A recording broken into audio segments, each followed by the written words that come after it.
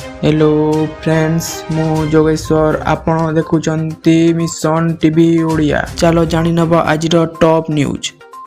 Number 1 चाकरी अवसर रे परे कर्मचारी मानक भविष्य को दृष्टि रखी से सरकार कर्मचारी भविष्य निधि आरंभ करिसंती। प्रत्येक मास कर्मचारी रोजगार किछि प्रतिशत पीएफ अकाउंट रे जमा होता है, किंतु गत किछि दिनरु पीएफ अकाउंट रे समस्या देखा मिली। पीएफ तरफरु पीएफ अकाउंट को नहीं अनेक नियम परिवर्तन करिसंती। एहा द्वारा पीएफ अकाउंट को गुड़िक अधिक सुरक्षा दिया जाइछि।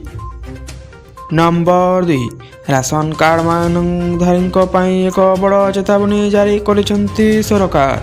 सरकारको यही चेतावनी न मानिले खाउटी तालिकारु इत्यादि ना सहित राशन कार्ड मध्य रद्द हो पारे।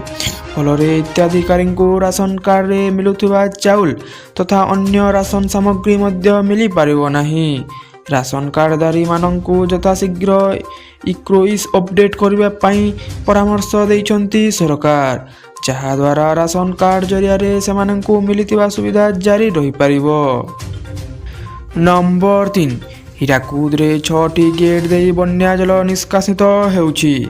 बाम पाखरे 4टी राहाण पाखरे 2टी गेट दे पानी निष्कासित चलीछि।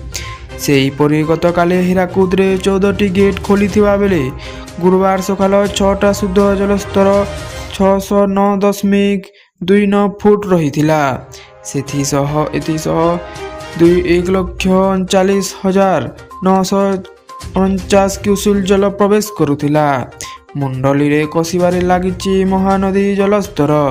मुंडली रे गतकाली 4,24,112 क्यूसेक जल प्रवाहित हेउछि।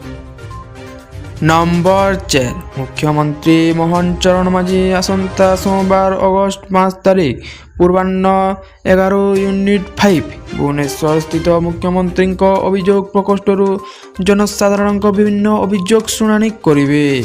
अभियोग शुणाणी पाई पंजीकरण सही दिन सकाल 8 घटिकारे 12 घटिका पर्यंत उक्त स्थान रे हेबो।